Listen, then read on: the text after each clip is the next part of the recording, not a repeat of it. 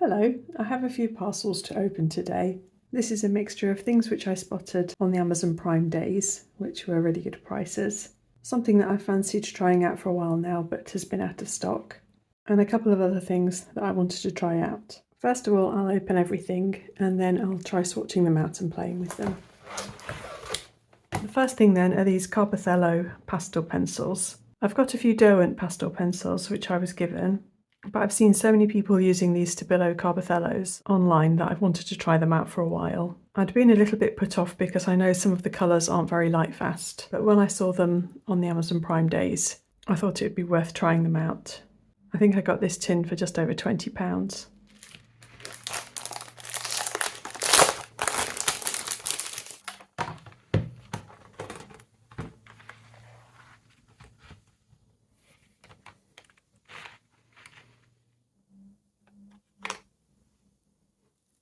So they're quite slender pencils. Yeah, I'll have a good swatch with them later. And then next up, I've been wanting to try out the Gansai Tambi Granulating colours for a while now, but I wasn't able to find them in stock anywhere.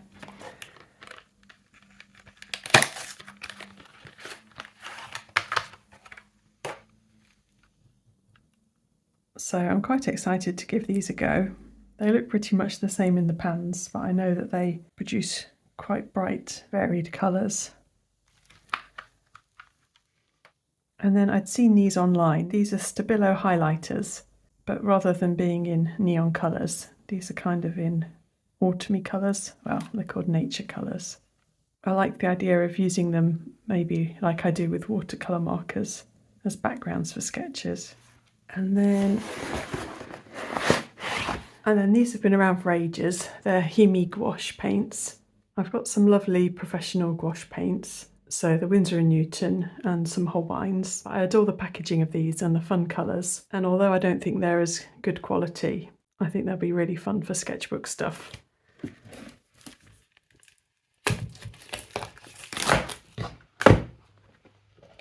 So this set of 48 colours I think was £23.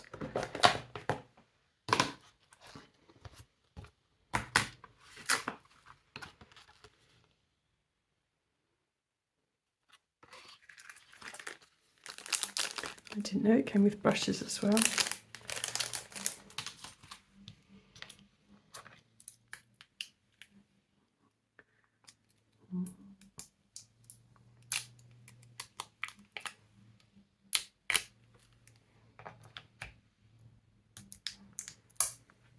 I think it'll be quite nice to have some ready to go gouache, and I might actually swatch these out straight into my sketchbook so that they'll be like colourful backgrounds in a similar way that I've been doing with watercolours lately. Just open another one. I decided to go for the set where you've kind of got two half pans instead of like a full one with that amount of paint, just for the fun of seeing more colours really.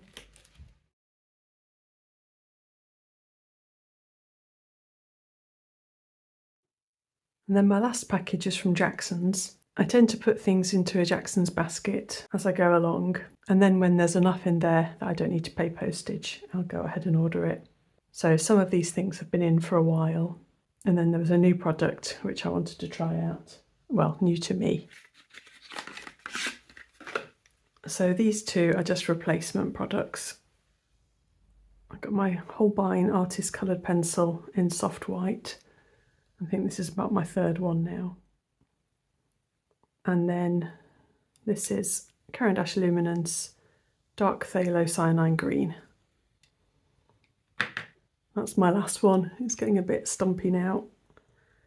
And then I've got a bit more with a soft white, but I do get through this really quickly. Then I also ordered another Roman Szmal Aquarius watercolour swatch chart.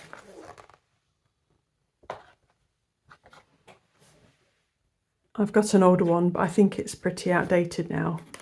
I know they've introduced some new colours since then.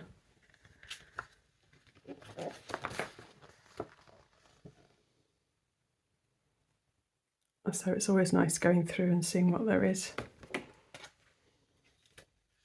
I should also mention that everything I got from Jackson's happened to be on sale. I've been eyeing up this set of brushes for a while now. These are specifically designed for working with soft pastels. So there's a kind of a short, round, stubby brush, I guess for blending. And then you've got something that's like an old-fashioned eyeshadow applicator. And then there's a rubber blending tool, or silicone. I think they're Jackson's own brand.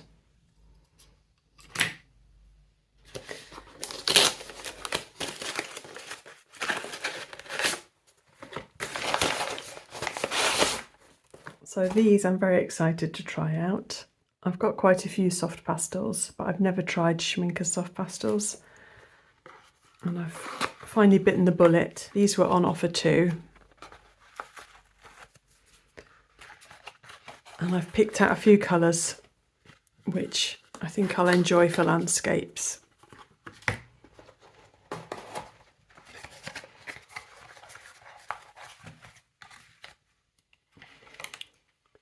I'll swatch these out in a bit as well. I'm excited to compare them to my Sennelier and Unison soft pastels. And then finally,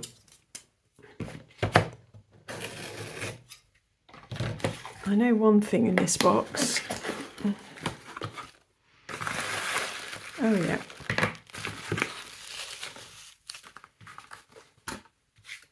So if you've watched any of my recent videos, you'll know that I've been talking about yellow ochre a little bit. And somebody recommended trying out Daniel Smith's yellow ochre. I've got Magello Mission Golds, and I felt like trying a different brand just to see how much difference there is. So it'll be fun trying that out. And then, seeing as the Caran Neocolors were on sale as well, I got a few of these.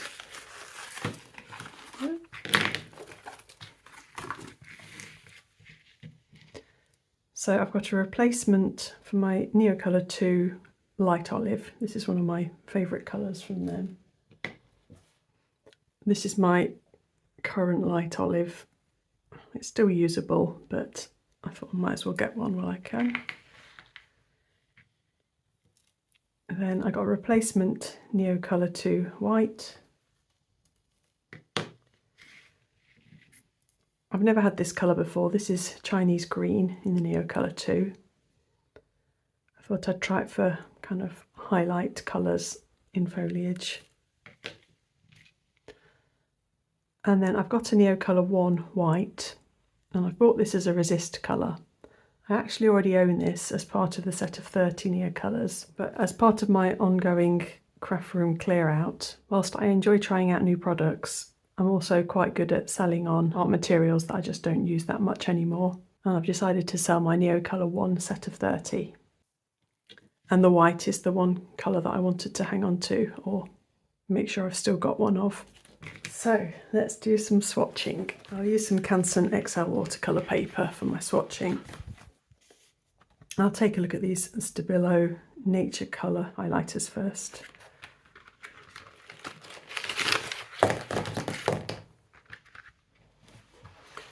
I'm not expecting much by way of light fastness or anything like that. These are just fun sketchbook items.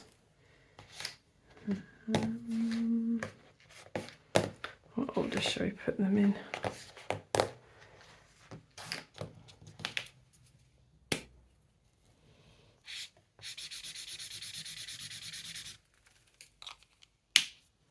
Have they got colour names on them?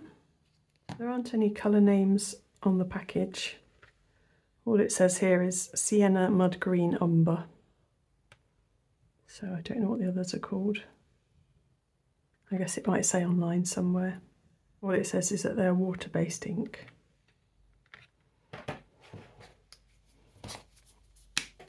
And obviously you've got the tip for doing a finer line with.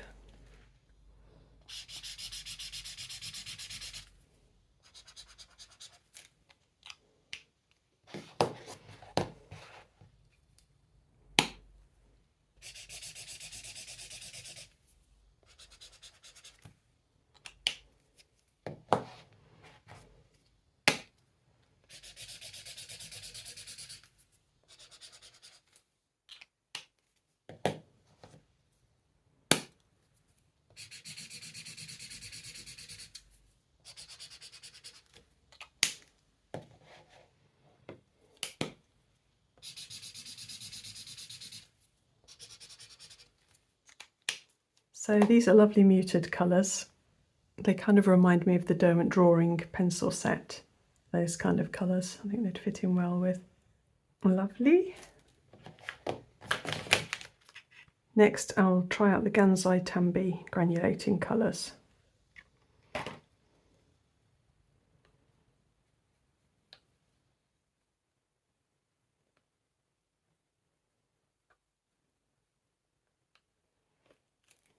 I prefer using granulating watercolours on Canson XL paper. I just think it brings out the best qualities.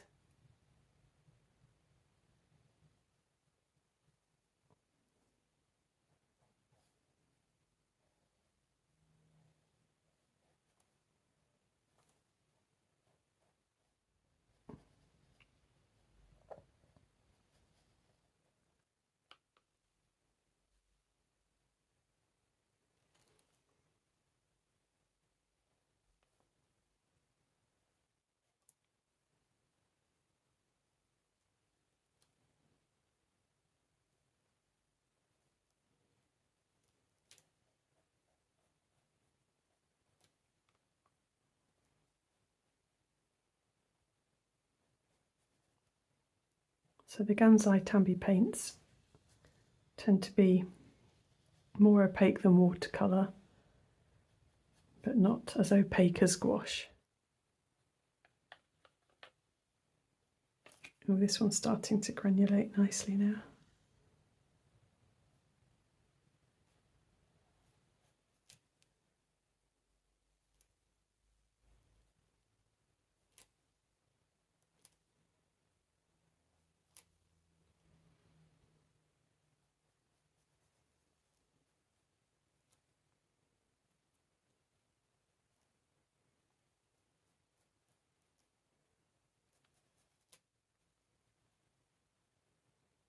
I've probably given this one a bit too much water actually. Yeah, that's nice.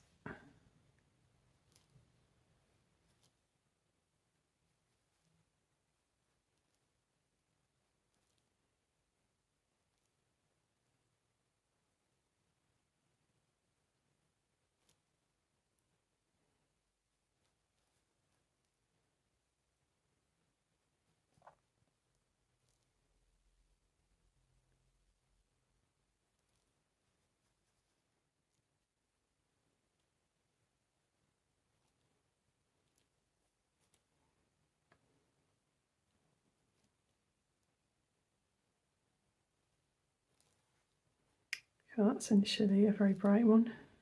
I wasn't expecting that. I'll show you these up close once they've dried out properly. So what else have we got?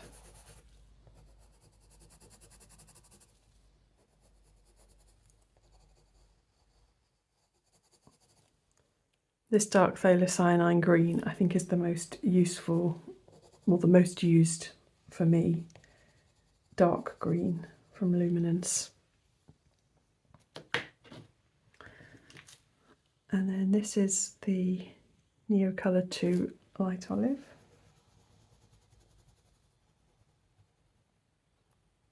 I've really been enjoying my Neocolor 2s on my recent trip. I think I've used them in most of my pictures. And then let's see what this Chinese green is like.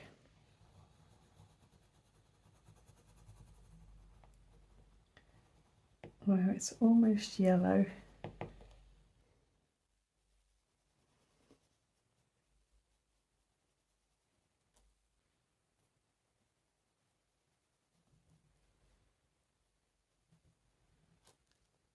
I do like that.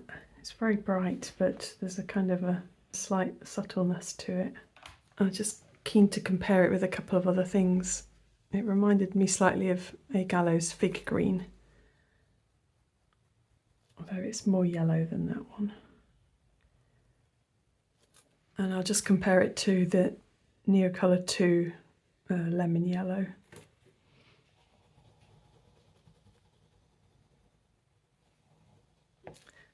Yeah, that, I don't know if it's showing up, but it actually looks quite pale compared to that one.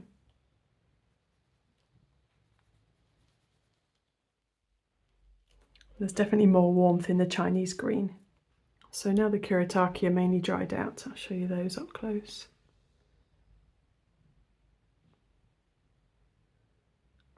They're great.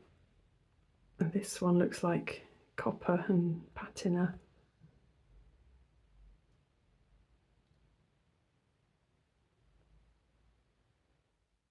Lots of fun. I'll swatch out some of this yellow ochre next. Oops.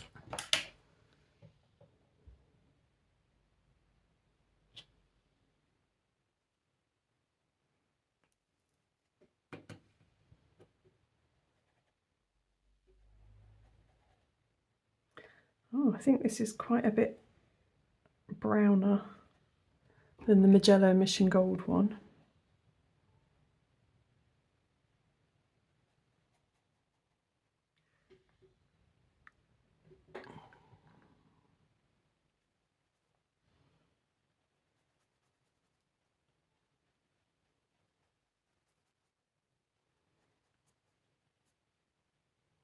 Well, that's nice to have the two different colours.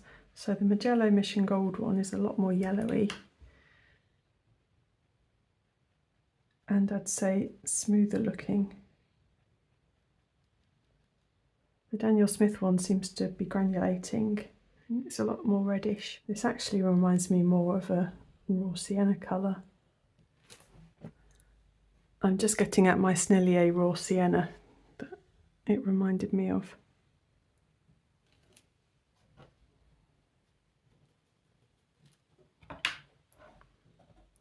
It's actually even more reddish than that.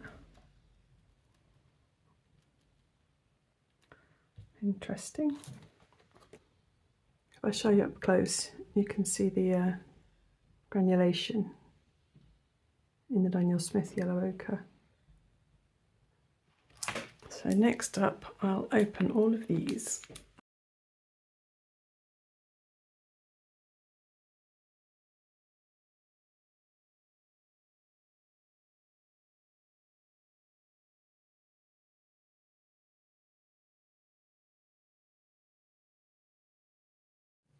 I really like this colour selection.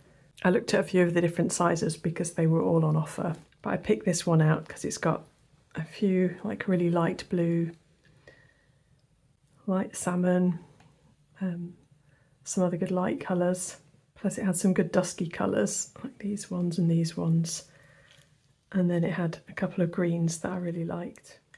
So I'll just try out the brushes.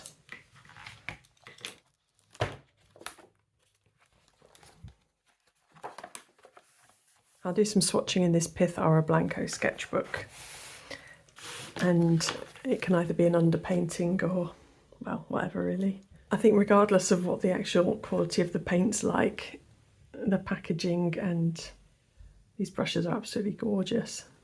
Just be nice if they're nice to use as well.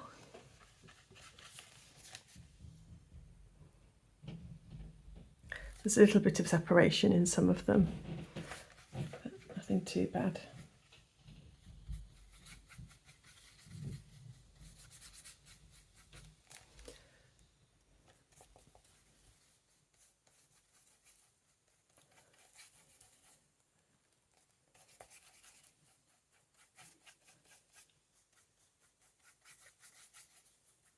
I can do a comparison video of these with my professional gouache paints if anyone's interested, but for now I'm just going to have a play with them.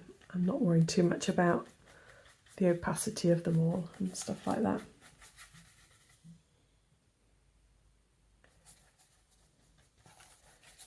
I think this is exactly what I hoped for, just some ready mixed. I suppose like a cheap version of my Lefranc Bourgeois flash paints. Kind of a sketchbook version of those. And this brush is really nice.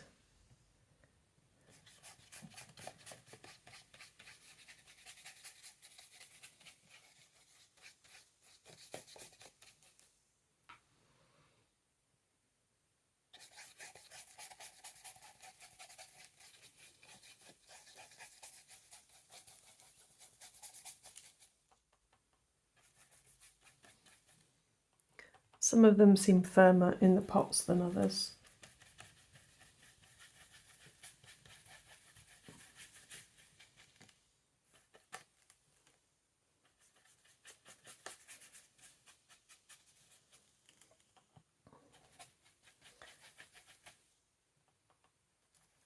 But I don't really mind about any of that. I can already tell that I'm going to enjoy them.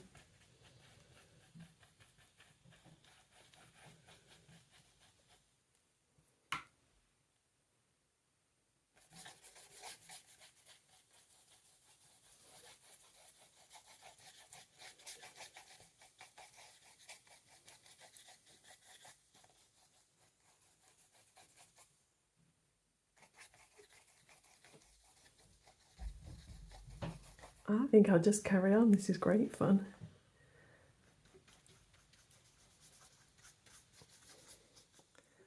So you can add water and get them fairly transparent.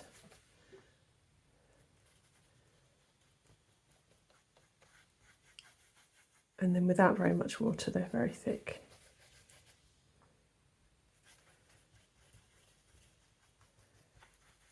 And they blend quite nicely. This side's dry already.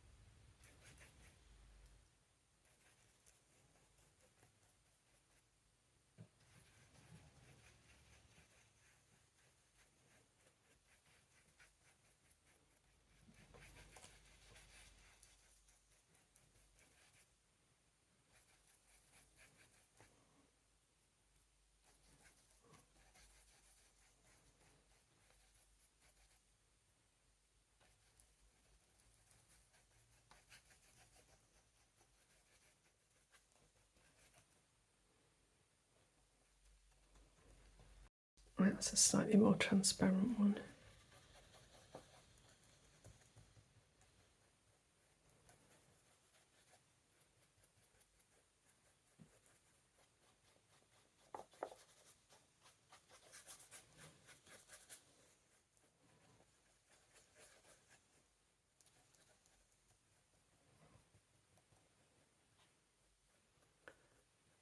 I don't think they re-wet in the same way as my professional gouache paints do. I think there's, you know, a different binder that's at play. But I really don't mind because I'm happy with this kind of random, you know, whatever's going to happen will happen in my sketchbook type of approach.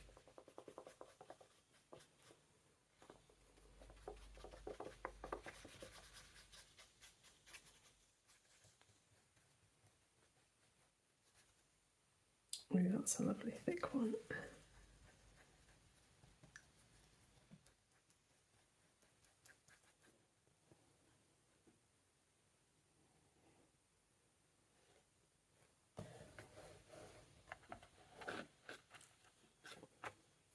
So I could carry on doing that kind of thing all day. That's great fun and exactly what I hoped they would be.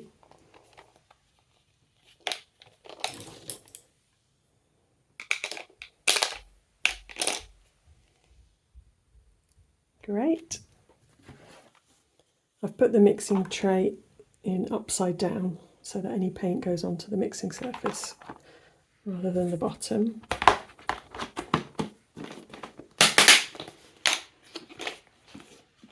That's a really weighty paint box. And then lastly, I'll have a play with my pastels. I've got out a sheet of Canson My Tints. Before I bought them, I did some research on Schmincke's colour system. So they've got 400 colours, and within each colour set, they've got 5 colours. So the Ds are the pure tone, then you've got a B version of it, which means that black pigment PBK11's been added. And then there are 3 versions which have got varying amounts of white added. So H has the least white through to O, which is the palest or has the most white. So as always, I like to find a really good dark green for landscapes. So I've got Leaf Green 2, D. I think actually the B might have been out of stock. So D is the pure tone.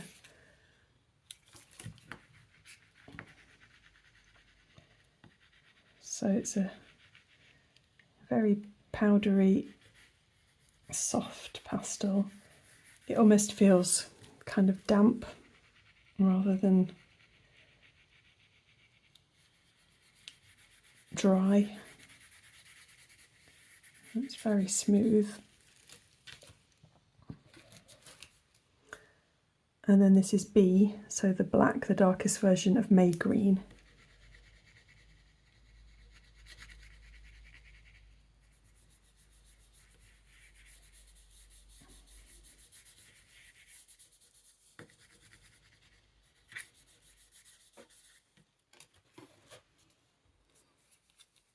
And then this is B, the darkest version of Olive Green 2. These aren't quite as dark as I was hoping they would be.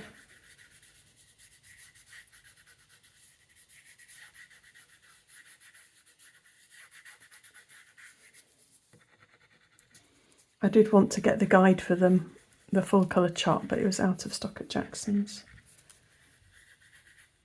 because it's quite hard to tell from screen colours. So I quite like the texture of them, but not as dark as I was hoping. So this is Vanadium Yellow Light, the B, so again the darkest one.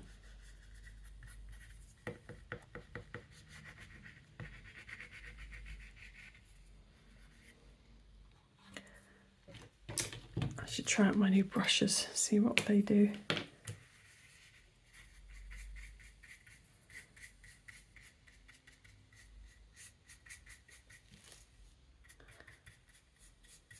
Well, that's kind of not so much at blending it in as removing it off the paper, that one.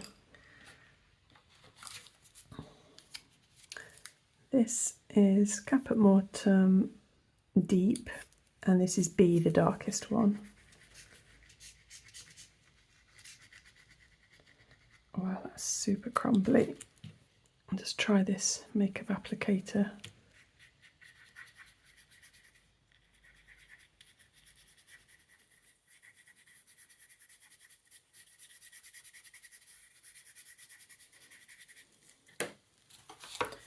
And then I think this was Caput Mortem Pale M, so nearly the lightest version of this.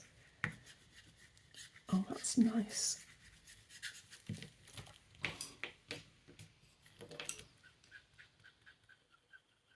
So this is like the silicone-y tool.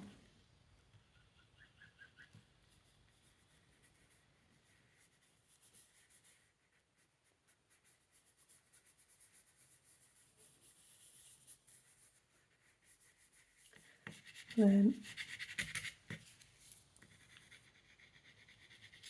I got a couple of sky colours. So this is Ultramarine Deep, but the lightest one, the O.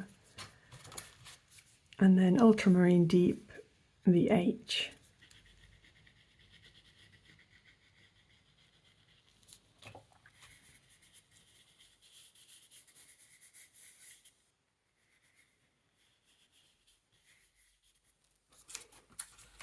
And then I got the white as well.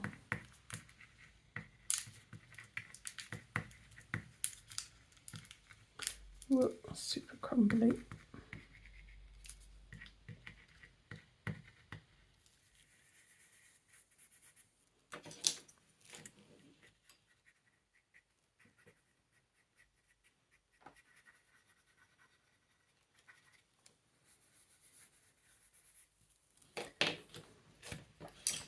I need to figure out how to use these tools properly. They seem to just be rough enough to completely remove the top layer of pastel.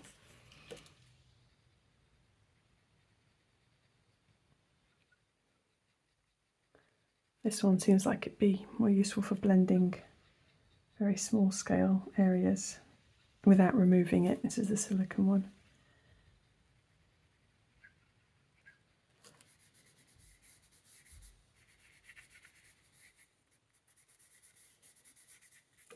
Finally, I'll take a look at the Carbothello pencils.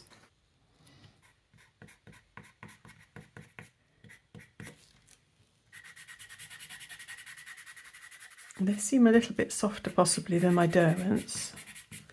I'll just get them out.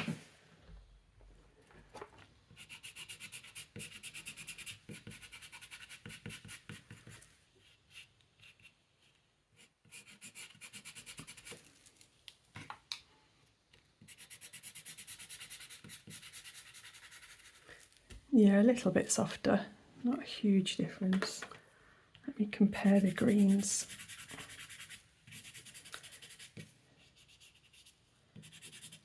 Sorry, I didn't pick a very good background colour for this. So Carbothello. Yeah, that one's definitely harder. I don't have any of the Pith pastels, which I think are the hardest ones. And then I've got one Caran pastel pencil.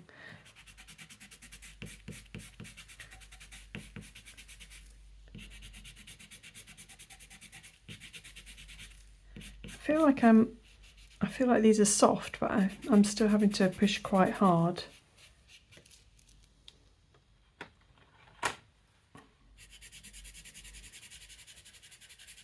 I feel like the Carbothello comes away more easily than the Caran one. I mean, I'm not familiar enough with these. That's only one colour I'm trying it out with.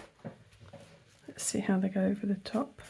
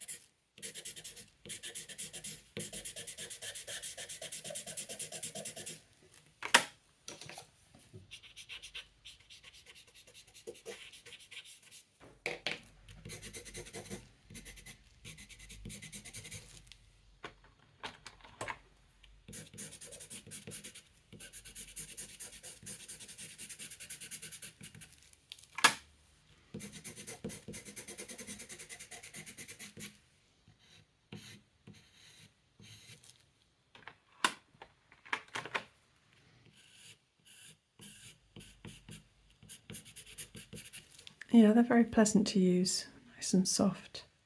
I'm not exactly a pastel expert, so I'll just be figuring things out as I go along, really. I'll probably take a more in-depth look at the different pastels that I've got in a separate video. And I'll just show you once again these Kuretake Gansai Tambi paints now that they've almost totally dried. They're great colours. Really, really fun. And this Daniel Smith yellow ochre is completely different from the Magello Mission Gold one. Okay, so I hope you enjoyed seeing some of those things, and thanks as always for joining me. Bye!